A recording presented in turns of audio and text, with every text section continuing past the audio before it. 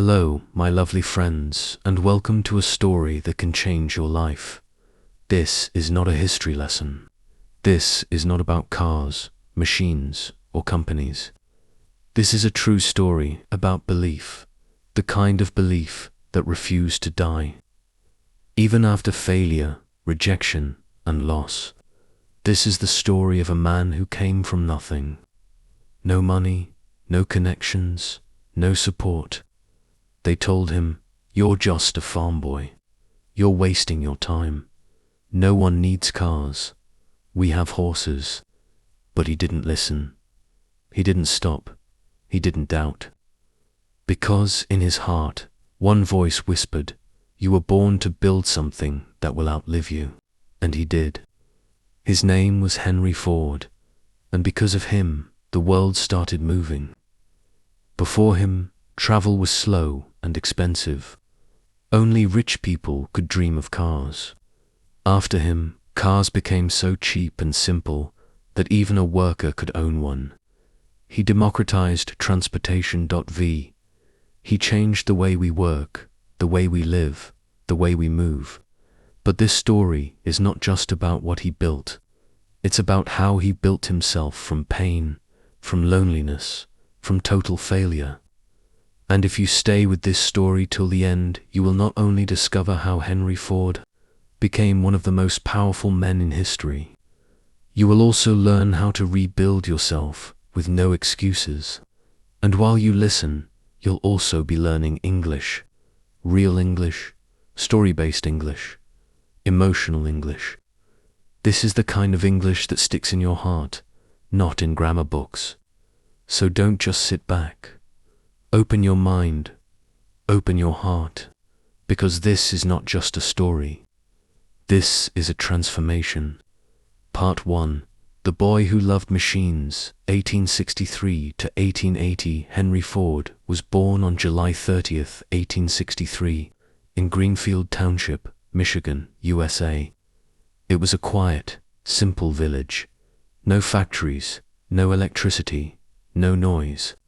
Only farms, fields, and family chores. His father, William Ford, was an Irish farmer. His mother, Mary Ford, was warm, strong, and kind. She held the family together. They had 6 children, and Henry was the first son. Their home was small but strong, built with wood, heated with fire, and surrounded by green. From the outside, Henry seemed like a regular farm boy. He woke up early, fed animals, and carried water. He collected eggs, cut wood, but deep inside, he felt different.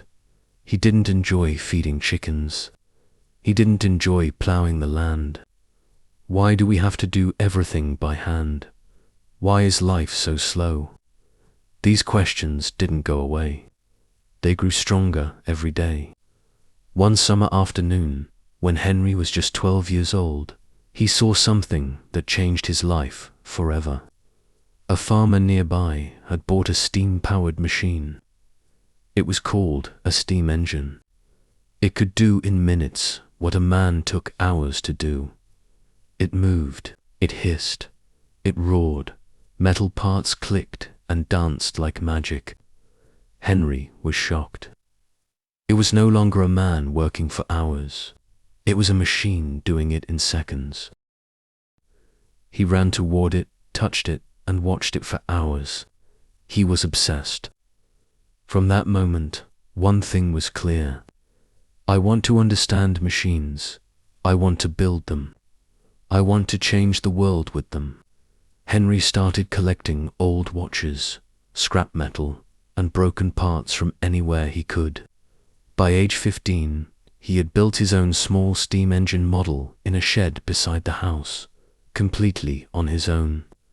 His hands were dirty, his clothes were torn, but his eyes were full of light. When people saw it work, they were shocked.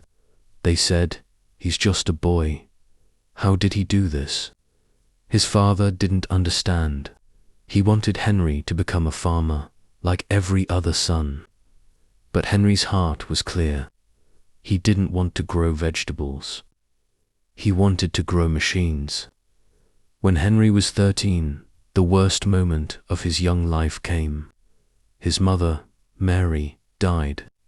She was his protector, the only person who encouraged his machine dreams. He cried for days, refused to eat. He felt completely alone in a world that didn't understand him. But in that darkness, he remembered her words. "Henry, don't ever stop following that light inside you." And he didn't. At 16 years old, Henry made a choice. He packed his small bag, said goodbye to his family farm, and walked away. He was not running from something. He was running toward something. Toward a city. Toward machines. Toward his future. He moved to Detroit, a fast-growing city full of factories, workshops, and innovation. In Detroit, Henry worked as an apprentice machinist, fixing engines, oiling machines, and studying every moving part. He worked 10 to 12 hours a day. He earned $2.50 a week. But he didn't care about money. At night, he didn't sleep. He read books about machines. He studied blueprints. He built small parts with his own hands. He didn't go to college. He didn't go to parties. He went to work. That's what built his mind. That's what shaped his destiny. Part 2. The first car, the first failure, and the fire inside 1882-1893. Detroit in the 1880s was loud. Smoke filled the skies. Factories pumped out metal, sparks, and sweat. Men worked with fire and steel. This was the age of machines. And Henry Ford was exactly where he wanted to be. But while others were fixing machines, Henry was thinking something dangerous. What if I make a machine that moves by itself?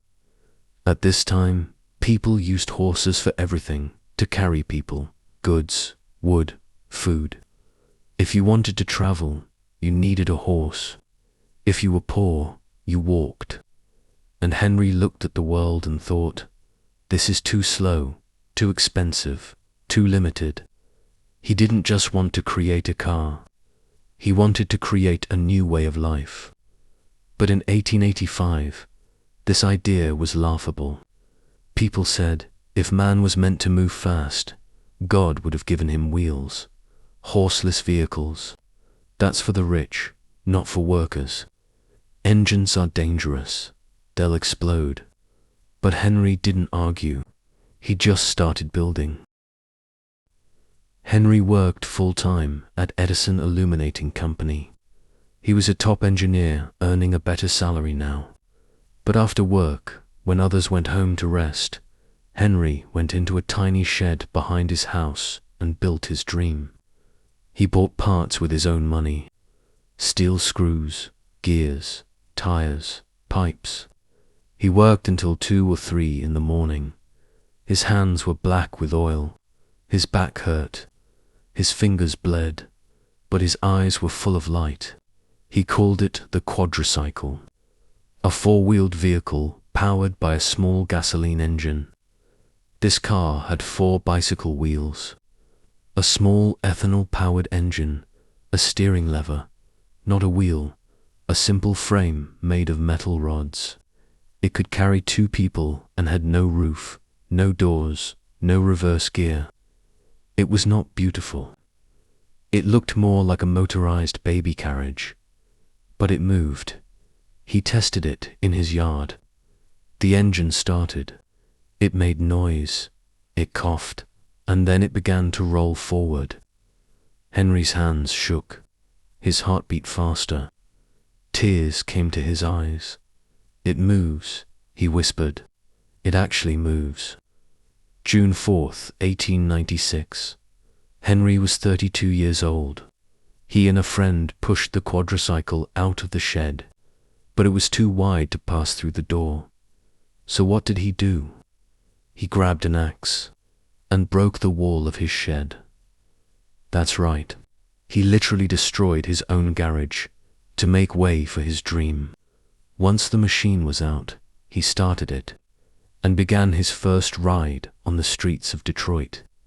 People stared, some laughed, others screamed, dogs barked, horses panicked, children ran, but the car kept going. 20 miles per hour. It was noisy, it was shaky, but it was history. Henry Ford had built and driven one of America's first gasoline-powered vehicles. Later that year, Henry was invited to a private dinner. Among the guests, Thomas Edison, the most famous inventor in the world. Henry explained his idea, a cheap car that anyone could buy, a vehicle for the common man. Edison slammed the table with excitement. He said, "Young man, that's the thing. Keep at it. Electric cars are too heavy. Your gas-powered car is the future. You've got it." That night, Henry didn't sleep. Edison's words were fuel. In 1899, Henry raised money from investors and started his first company, the Detroit Automobile Company. Now he had a factory, employees, and machines. It looked like success, but the company was a disaster. Why? The cars were too expensive. They broke easily. Production was slow. Henry kept changing designs to make them better, and the investors got angry. After just 18 months, the company shut down. People said, "We told you. He's a dreamer, not a businessman." Henry was humiliated. He had no job, no company, no car. Most people would give up. But Henry Ford was not most people. He didn't quit. He went back to his garage. No investors, no workers, no fancy tools, just him and the burning desire to try again. He studied what went wrong. He simplified the design. He rebuilt the engine. He imagined a new company, one that would build fast, strong, simple cars, not complicated machines. He started working on a new project, the 999, a racing car, to get attention. Henry decided to build the fastest car in America. He designed the 999, a giant red monster with 80 horsepower, and no hood, just fire, pipes, and power. In 1901, at a racetrack near Detroit, the 999 destroyed the competition. It beat every car. It became a legend. Suddenly, newspapers started calling him the wizard of the car world. Investors came back. Support returned, and Henry Ford was ready. This time, he would not fail. He had a new vision, a new company, and a new plan to build the car that would change the world. Henry Ford had failed once, but instead of crying, complaining, or quitting, he rebuilt himself. And now, with the success of his racing car, the 999, investors were begging to work with him again. But Henry had changed. This time, he had one clear mission. "I will not build cars for the rich. I will build cars for the people." On June 16, 1903, Henry and 11 investors created a new company, Ford Motor Company. The starting money, $28,000, from investors, not from Henry himself. Headquarters, a rented building on Mack Avenue in Detroit. Employees, just a handful of mechanics and dreamers. Henry was the vice president and chief engineer. But even though he didn't have full control yet, he had a plan. A massive plan.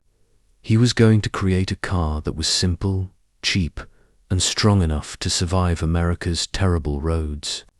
The first car they made was called the Model A. It was a two-seater. It had a small engine, leather seats, and a price of $850, which was a lot of money back then. It was a success. In the first week, they received over 1,000 orders. But Henry wasn't satisfied. "This is just the beginning," he said. "I will build something better, something the world has never seen."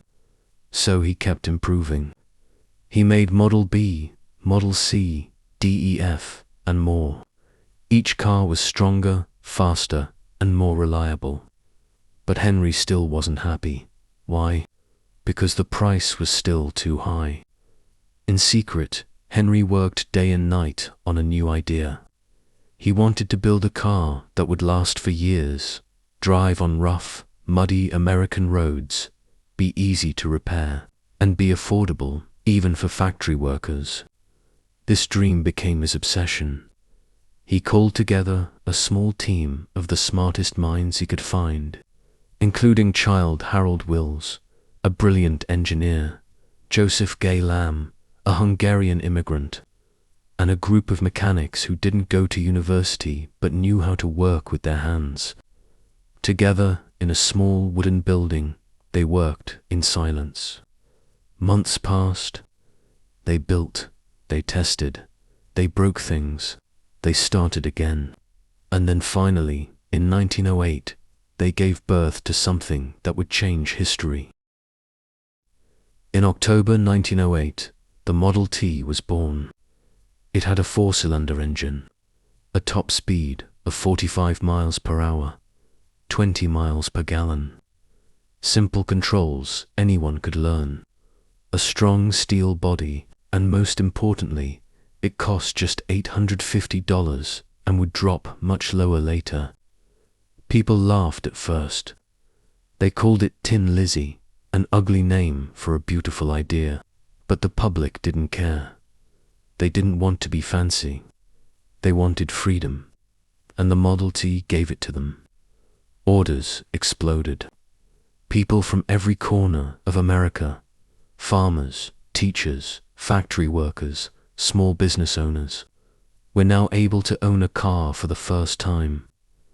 Before this, cars were a luxury. After the Model T, they became a necessity. Within 10 years, more than half the cars in the world were Ford Model Ts. But how did Henry do it? How could he make so many cars, so quickly, at such a low price? That's where the real magic begins. In 1913, Henry and his team invented something that would not only change the auto industry, but change every factory in the world. They created the moving assembly line. What does that mean? Before this, a group of workers would stand around a car and build it together, piece by piece. It was slow, expensive, tiring. But Henry flipped the system. Instead of workers moving around the car moved to the workers. Each worker had one job, one small task, one simple action, repeated again and again like this. Attached the wheels, another installed the engine, another did the steering, another added the seat. The car moved along the line, and at the end, it was finished. The result, a car that used to take 12 hours to build, now took just 90 minutes. As production became faster, the price of the Model T dropped again and again. From $850 in 1908 to $600 in 1912 to $440 in 1919, and eventually to just $260 by the 1920s. Henry wasn't just building cars, he was building access. He once said, "I will build a motor car for the great multitude. It will be so low in price that no man making a good salary will be unable to own one." He kept that promise. In 1914, Henry did something shocking. At a time when most companies paid $2.50 to 50 cents a day, he announced, "From now on, my workers will earn $5 per day, double the average salary." People called him crazy. Other businessmen were furious. But Henry smiled. Because he knew one thing: if I pay my workers well, they will work harder, stay longer. and even by the cars they build. And he was right. Ford's factory became a model of discipline, loyalty, and efficiency. And soon, other companies had no choice. They started copying him. Henry Ford didn't just change how people worked, he changed why they worked. Thanks to the Model T, farmers could go to town. Women could travel alone. Goods could be delivered faster. People could visit relatives far away. America became mobile. The car was no longer a toy for the rich. It was a tool for the future. And in the middle of this revolution, one name stood at the center of it all: Henry Ford. Part 3: The Empire, the Ego, and the Enemies, 1914 to 1927. The Model T was everywhere. His factory was the most productive in the world. And the man himself, he was becoming richer than he ever imagined. But something else was happening too. Henry Ford was changing. At this point, Henry Ford's personal wealth had crossed $100 million. In today's value, that would be billions. He could buy land, he could build cities, he could hire thousands. But something inside him began to shift. He started believing that he was always right. He stopped listening to advice. He became more stubborn, more private, more controlling. Some say he was just focused. Others say he was becoming arrogant. But no one could deny one thing: he had built an empire. And now he ruled it like a king. In 1917, Ford began building something the world had never seen before. A factory so massive, so complete, so powerful, that it didn't just build cars. It created them from raw earth. This was called the River Rouge Complex. Built along the Rouge River in Dearborn, Michigan, this single facility had its own steel mill, a glass factory, a rubber plant, an electric power station, its own railway system, even its own hospital and police.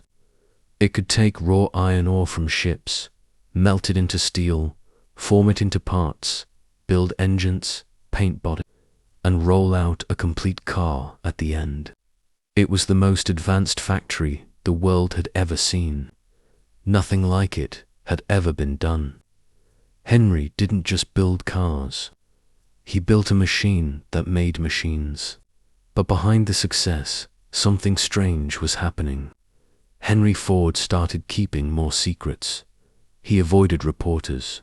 He didn't attend big meetings. He stopped dressing fancy. He became very quiet and started writing his own personal newspaper, called the Dearborn Independent. In it, he shared his opinions on the world, business, and society. Some of those ideas were controversial and even dangerous. His mind was brilliant, but also complicated. He believed in hard work. He hated bankers and Wall Street. He wanted peace in the world. But sometimes his words sounded bitter, angry, and full of judgment. People began to whisper, is he just a genius, or is he becoming something darker? Around this time, Henry faced a powerful legal battle. Two of his original investors, John and Horace Dodge, had helped him in the early days. But now they were angry. They believed Ford was keeping too much money for himself. They believed he wasn't respecting their shares in the company. So they took him to court. The case became public. Newspapers loved it. For months, America watched the courtroom drama. Henry Ford, the working man's hero, versus the Dodge brothers, the bold businessmen. Finally, in 1919, the court ruled in favor of the Dodge brothers. Ford had to pay them millions of dollars. But instead of being defeated, Henry did something shocking. He said, "Fine. If the court says I have to treat my investors fairly, then I'll get rid of my investors." Henry and his son, Edsel Ford, made a bold plan. They would buy every single share of Ford Motor Company.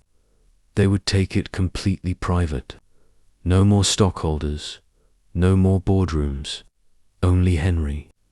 In just a few months, they bought out every investor, including the Dodge brothers. The price, over $100 million. But now, the company belongs 100% to the Ford family. Henry was no longer just a car maker. He was now the king of his own kingdom. By now, Henry's only son, Edsel, had grown into a smart, soft-spoken man. He was different from his father, gentle, artistic, and modern. Edsel loved elegant car design. He wanted to build faster, more beautiful cars. He wanted Ford Motor Company to grow globally. Henry, however, didn't agree. He believed in strength, not beauty.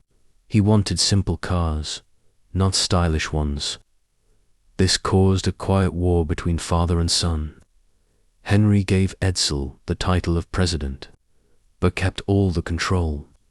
He allowed Edsel to speak, but rarely listened. It was painful. Edsel respected his father deeply, but he was also growing frustrated. Some insiders said, Edsel is the future.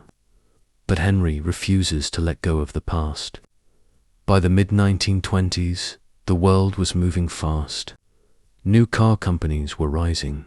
Chevrolet, Chrysler, General Motors.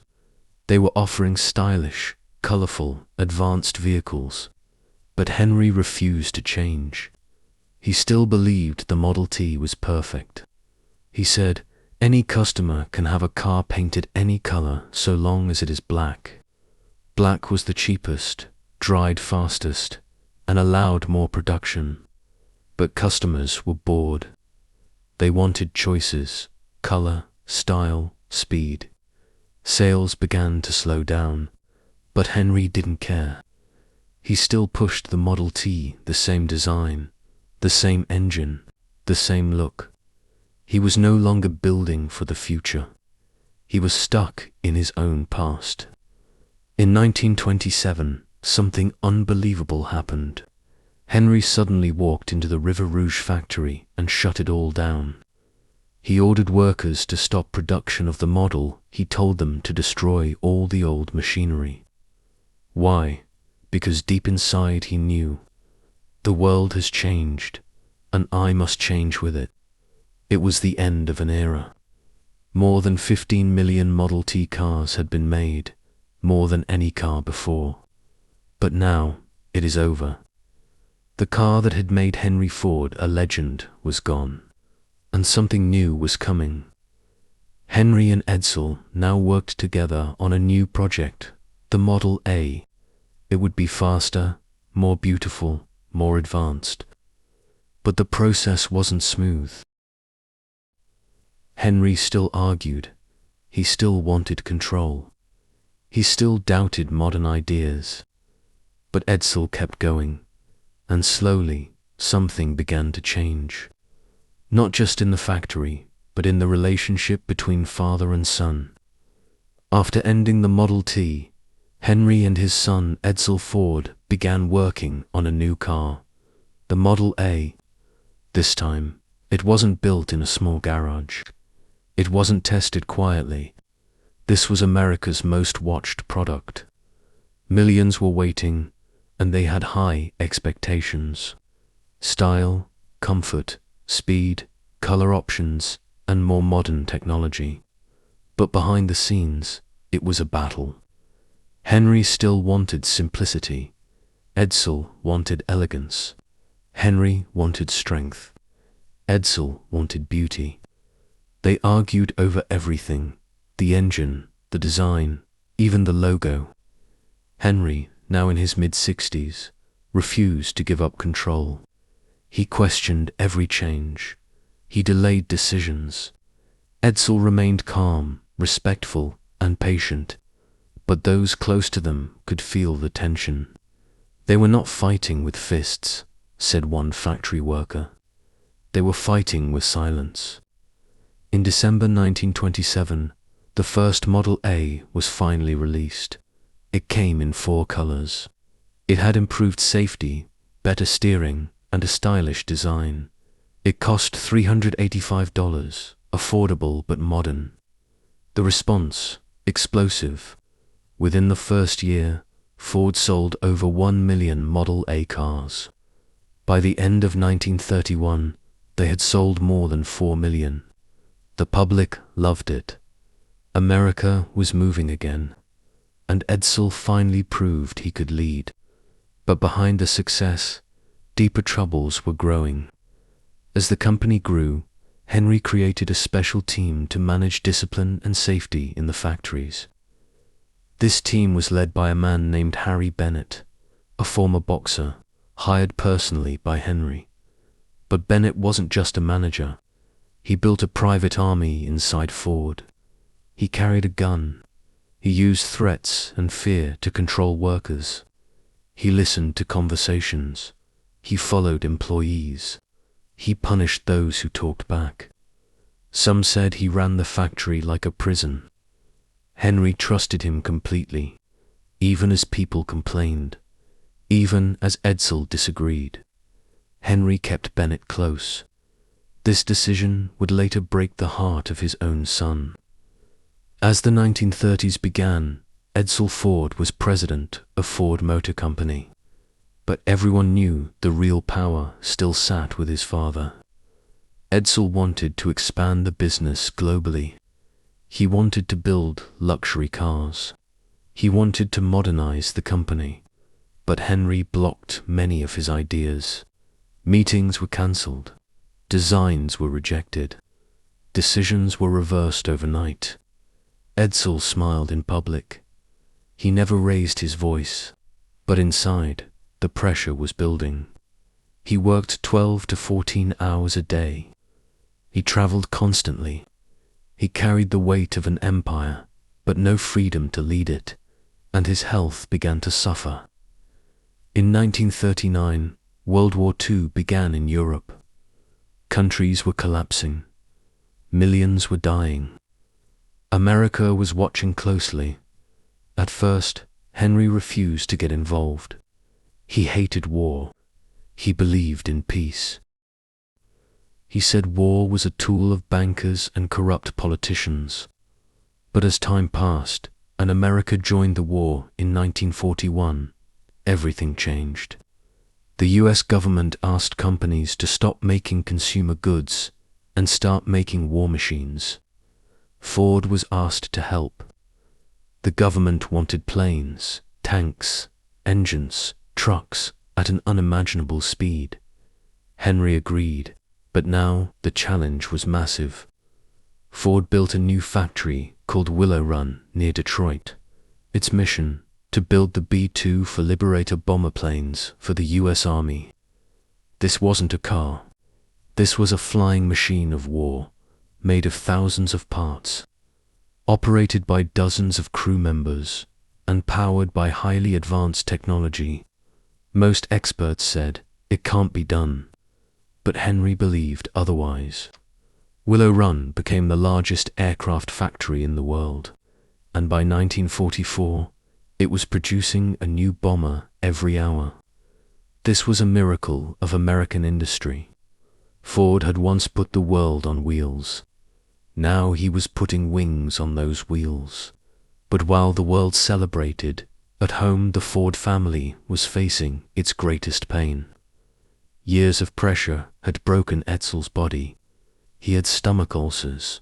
He was exhausted. He was emotionally crushed from constantly being overruled by his father and bullied by Harry Bennett. He tried to stay strong for the company. He smiled at meetings. He managed factories. But inside, he was collapsing. In May 1943, at the age of just 49, Edsel Ford died of stomach cancer and complications. The news shocked the nation. People wept. Workers stood in silence. Flags flew at half-mast, but no one cried more than Henry Ford. His only son, his blood, his partner, his hope for the future was gone. Henry blamed himself. He stopped speaking for days. He walked alone in his garden. He stopped shaving, stopped eating, stopped showing up at the office. People said, the old lion has lost his heart. Part 4, the final years, the farewell, and the lessons he left behind, 1943 to 1947. The year was 1943. Henry Ford was 80 years old. His son Edsel was gone. His mind was fading, and the war was still raging. The world that Henry once ruled, the world he once created with his own 2 hands, was now moving faster than him.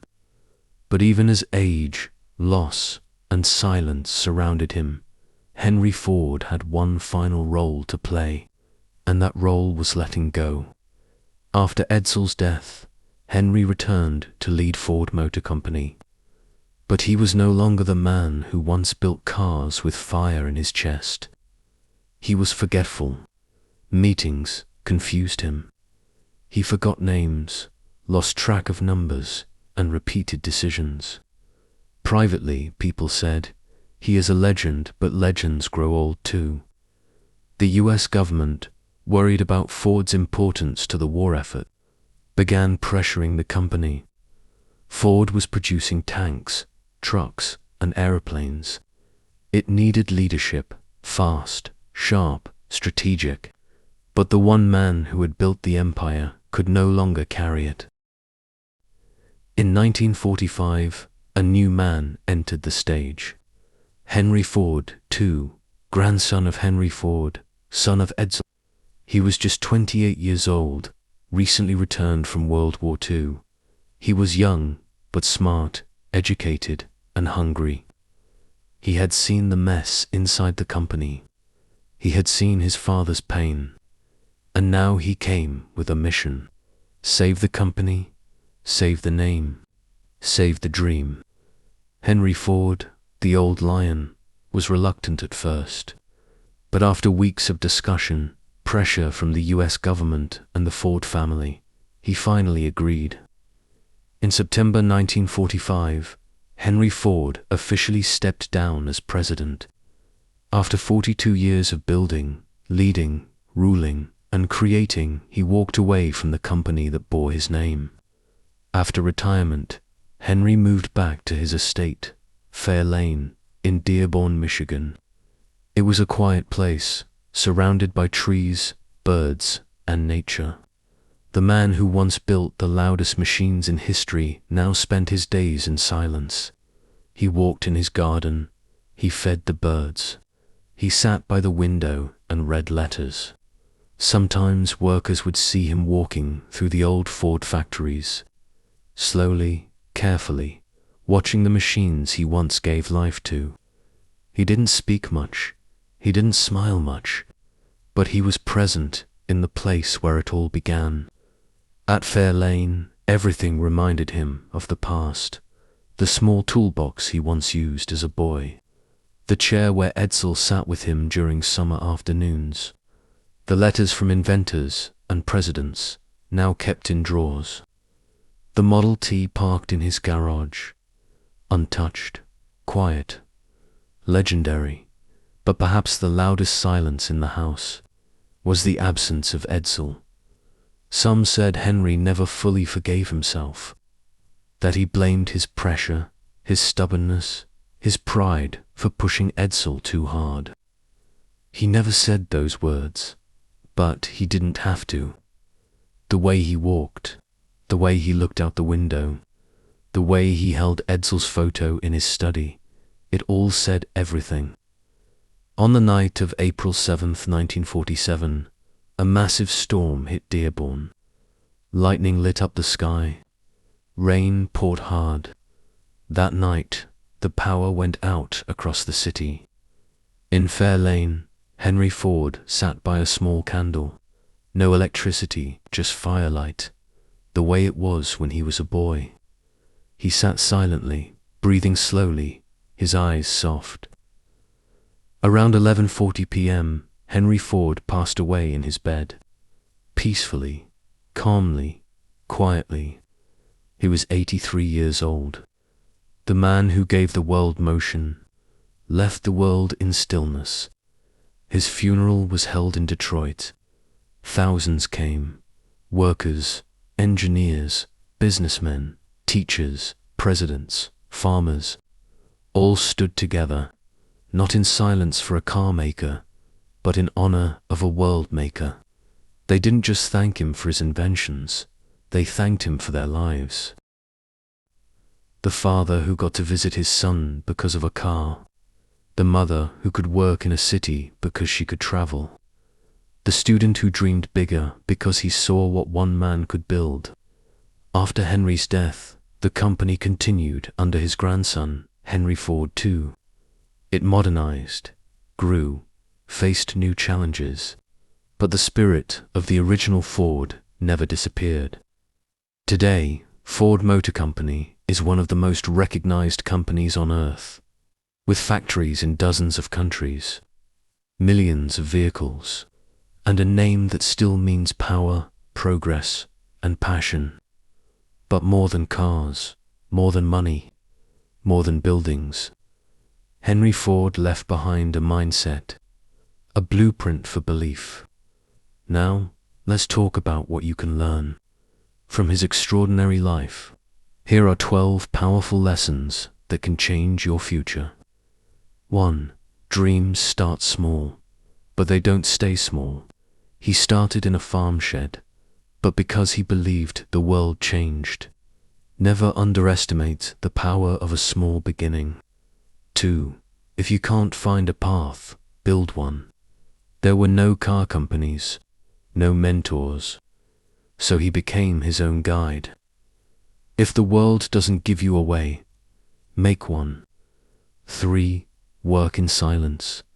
Let results make the noise.